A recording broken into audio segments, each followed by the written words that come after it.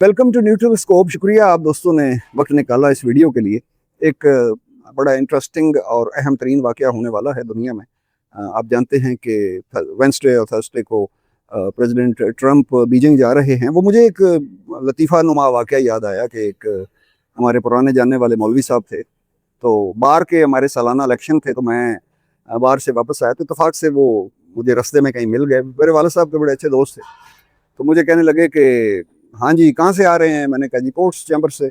अच्छा, तो क्या था आज, क्या काम? मैंने कहा नहीं, आज तो इलेक्शन था। अच्छा अच्छा अच्छा। वो बड़े जुमलेबाज बड़े अच्छे थे। तो कहने लगे फिर कौन मुंतखब हुआ रईसुल कज़्ज़ाब रईसुल मुनाफिकीन? मैंने आई वाज़ जस्ट शॉक्ड। मैंने कहा ये अजीब इन्होंने लक़ब दे दी है। तो बात ये है कि डिप्लोमेसी जो है उसमें भी यही है कि आप अंदर से जितने भी एक दूसरे के मुखालिफ हों, दुश्मन हों, लेकिन डिप्लोमेसी में जब आप मिलते हैं तो आओ जी, ये आपको काम करना पड़ता है। तो इसी तरह मुझे याद आया कि दोनों मुतहारब ताकतें हैं, चाइना और यूनाइटेड स्टेट्स। आप जानते हैं कि इस वक्त मुस्तकबिल जो है इसमें टकराव अगर देखा जाए तो इन्हें दो रियासतों का है, और उसमें लेकिन मौजूदा सूरत हाल उस पर मैं बहुत कोशिश करूंगा मुख्तसर तज्ज़िया आपके सामने रखने की। वो ये है कि दोनों एक तरफ एक दूसरे के साथ टकराव है। उसको हम अपनी उर्दू पंजाबी में क्या कहें, हसद है, बुग़्ज़ है, सारा कुछ है, टकराव है मफादात का। लेकिन दूसरी तरफ ये है कि एक दूसरे की ज़रूरत भी है। ये 7वीं मुलाकात होनी है जो वेंसडे को, और ट्रंप और प्रेसिडेंट शी की ये 7th मुलाकात होगी। इसमें एजेंडा तो बड़ा हैवी है, और इसमें ख़ास तौर पे मैंने बात करनी है आपके साथ कि साउथ एशिया जो है वो कहाँ इसमें मैटर करेगा, क्योंकि ताइवान इशू एक है, ट्रेड इश्यूज उनके जो हैं वो साउथ एशिया के साथ मुंसलिक हैं, और ईरान वॉर डायरेक्टली जो है वो इस पे बहुत ज़्यादा, चूँकि दोनों कंट्रीज़ इन के साथ मुंसलिक हैं दुनिया का फ्यूचर, या एटलीस्ट जो इकोनॉमीज़ जो हैं।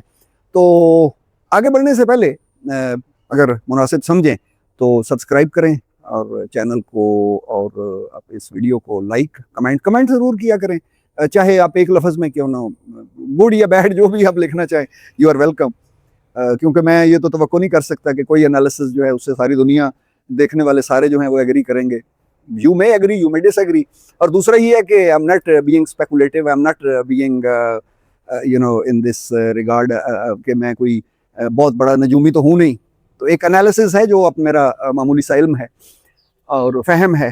तो उस हवाले से इस 7वीं मुलाकात में जब हम देखते हैं तो प्रेसिडेंट ट्रंप के सामने मैं ये देखता हूँ, जब मैंने ये कहा कि दोनों को एक दूसरे की ज़रूरत है, तो हाउ, किस तरह? तो आप देखें कि प्रेसिडेंट ट्रंप की ख्वाहिश ये थी कि ईरान के साथ वो बहुत बड़े एक ठाकुर बन के जब उन्होंने अटैक किया तो उनका ख्याल ये था कि मैं ये हफ्ता 10 दिनों में ये एडवेंचर जो है ये इसको मुकम्मल फतह हासिल करने के बाद जब मैं जाऊँगा तो सब अच्छा हो जाएगा। और उस वक्त प्रेसिडेंट शी जो हैं वो, या चाइना, वो एक लिहाज से टेरिफाइड होगा कि भाई अमेरिका ने अपनी मिलिट्री माइट से कमाल कर दिया। लेकिन आगे से क्या हुआ? अब देखें कि जो लॉस है, मैंने पिछली किसी वीडियो में बात की थी, मे बी $25 बिलियन अब तक खर्च हो चुके हैं, और ईरान उधर ही खड़ा है और अभी तक कोई वो सेटलमेंट नहीं है। So we can clearly say, very safely and responsibly say that America has failed to achieve its targets regarding Iran. एक बात हो गई। तो it has made Trump vulnerable, और रिजल्ट क्या है कि दुनिया भर की इकोनॉमीज जो हैं, खासतौर पे जो अमेरिकन अलाइज हैं, इवन विद इन अमेरिका जो एक इन्फ्लेशन है वो उसमें राइज है, बड़ी क्लियर सी बात है। पेट्रोलियम और एनर्जी प्राइसेस जो है उसमें एक बड़ी इंक्रीज नजर आ रही है। अब दूसरी तरफ क्या है कि इस सिचुएशन में चाइना भी वल्नरेबल है, चाइना को भी इफेक्ट हुआ है, चूंकि उसकी जो ऑयल सप्लाई है वो उसकी अपनी इंडिजिनस तो है नहीं, उसने सारी सप्लाईज बाहर से लेनी है, और उसमें स्ट्रेट ऑफ हुर्मुज है, ईरान बहुत बड़ा ट्रेड पार्टनर है। दूसरा, ईरान के अंदर चाइना की बहुत बड़ी इन्वेस्टमेंट्स हैं। तो ये नहीं कहा जा सकता कि चाइना जो है वो इम्यून है। चाइना भी इस मामले में वीक हुआ है। लेकिन अब आ गई टैरिफ की बात। टैरिफ की बात जो है वो, अगरचे उसमें बहुत ज़्यादा डिटेल्स हैं लेकिन उनमें मैं नहीं जाता। सवाल ये है कि इस मीटिंग में ट्रेड के हवाले से चाइना और यूनाइटेड स्टेट्स जो हैं वो कहाँ, एक तरफ ट्रंप की ये ख्वाहिश है कि कोई बड़ी डील ले ले, सोयाबीन जो है उसकी परचेज के हवाले से चाइना मान जाए, बड़ी हैवी डील्स, एग्रीकल्चरल प्रोड्यूस जो है वो ले ले, खरीद ले। और दूसरा ये है कि बोइंग के जो बड़े अल्ट्रा मॉडर्न 747 मैक्स, अगर मैं भूल नहीं रहा तो, वो ये है कि 500 जेट्स जो हैं उनकी परचेज तो ज़ाहिर है अमेरिकन इकोनॉमी के लिए that must be A boost, big boost. और प्रेसिडेंट ट्रंप ये चाहते हैं कि ये जो अगले मिड टर्म आ रहे हैं उसमें अपनी फेस सेविंग ज़रूर करें और अपने इलेक्टोरेट को ये दिखाएं कि मैंने बहुत बड़ा कामयाबियां हासिल की हैं। दूसरी तरफ चाइना जो है वो ये चाहता है, चाइना की प्रायोरिटी दुनिया में क्या है कि China is factory of the world. और वो फैक्ट्री क्या चाहती है कि सप्लाई चेन जो है उसमें अनइंटरप्टेड रहे, उसमें कोई प्रॉब्लम ना आए, और उसकी एक्सपोर्ट्स जो हैं। अब देखें कि हाई टैरिफ के बावजूद इंटरेस्टिंग फिगर ये है कि अमेरिका को जो एक्सपोर्ट्स हैं चाइना की उसमें डिक्लाइन जरूर आया है, लेकिन मजमूई तौर पे मैं आपको स्क्रीन पे दिखाऊंगा कि मजमूई तौर पे चाइना की एक्सपोर्ट्स जो हैं वो पहले से बड़ी हैं। उसमें क्या है कि चाइना ने अल्टरनेटिव मार्केट्स जो हैं उसमें वो चले गए, मुख्तलिफ दुनिया के रीजन्स में उसने अपनी एक्सपोर्ट्स को डाइवर्सिफाई किया। अब आ जाते हैं इंडो पाक पे कि पाकिस्तान इंडिया पे ये जो एक समिट है इसके क्या असरात हो सकते हैं, क्या इसके। देखिए इसमें ज़्यादा वल्नरेबल तो पाकिस्तान है। कैसे? इंडिया ज़रा कम है। वो कैसे? देखिए इंडिया की जो एक मैन्युफैक्चरिंग बेस है जिस पे कई दफ़ा पिछली वीडियोस में बात हो चुकी है, वो एक तो ये है कि उन्होंने इंडियन जो है उस इंडिया ने अपनी एक स्ट्रेटेजिक सॉवरेनिटी जो है उसके ऊपर सरेंडर नहीं किया, और उसने रशिया के साथ रशियन ऑयल खरीदना। फिर ये है कि पिछले साल मोदी जी गए जो SCO कॉन्फ्रेंस में चाइना चले गए, और उसके बाद जो वीज़ा रेस्ट्रिक्शंस उनमें ईजिंग हुई, फ्लाइट्स जो हैं वो नए रूट्स जो हैं चाइना इंडिया के दरमियान। तो ये एक्चुअली ये मैसेज था अमेरिका को कि वी कैन डाइवर्सिफाई, ठीक है, तुम सिर्फ नहीं हो सब कुछ, हम अपनी यारी दोस्ती कहीं और भी रख सकते हैं। And he did it.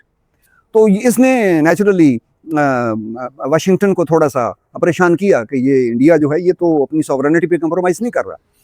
दूसरी तरफ आए तो उसकी जो इंडस्ट्रियल बेस है, दैट्स मैन्युफैक्चरिंग जो बेस है और हाई टेक, वो बड़ी उसके अंदर अब डेप्थ आ चुकी है। लिहाजा टू बी ऑनेस्ट, एक तरफ ये है कि चाइना +1 वो एक बड़ा फेमस ट्रेड दुनिया में ये एक बड़ा चल रहा है कि चाइना जो है it shouldn't be the exclusive और the only manufacturer of the world, like I said that China is factory of the world. तो उसमें चाइना +1 में क्या है कि इंडिया, वियतनाम और फार ईस्ट के कुछ ममालिक जो हैं इनको दुनिया सपोर्ट करेगी और ये अच्छी परफॉर्म करेंगे, और चाइना की जो मोनोपोलीज हैं बहुत सारी चीज़ों में वो कमज़ोर हो जाएंगी। तो अब ऑनेस्टली इंडिया की ख्वाहिश तो ये होगी कि ये जो एक टेंशन्स ट्रेड की हद तक या जो भी जियो स्ट्रेटेजिक टेंशन्स हैं वो US और चाइना के दरमियान टिकी रहें, कायम रहें, तो क्योंकि उसमें इंडिया जो है वो फल फूल रहा है। अगर था एक सुलह बेहतरी अगर हो जाती है तो उसमें आप यूं समझ लें कि मगरबी और अमेरिकन कंपनीज जो हैं जिनका मैन्युफैक्चरिंग डेकेड्स से वो जो चल रही है इंडिया के अंदर, सॉरी चाइना के अंदर, वो बेहतरी आ जाएगी। और वहाँ पे इस लिहाज से कि जो कुछ इंडिया में शिफ्ट होना था वो शायद वापस चाइना की तरफ चला जाए, और वापस जो है वो चाइना उससे फ़ायदा उठाना शुरू कर दे अगर कोई बड़ा ब्रेक थ्रू होता है। तो अगर बड़ा ब्रेक थ्रू नहीं होता तो फिर इंडिया के लिए सब अच्छी खबर है।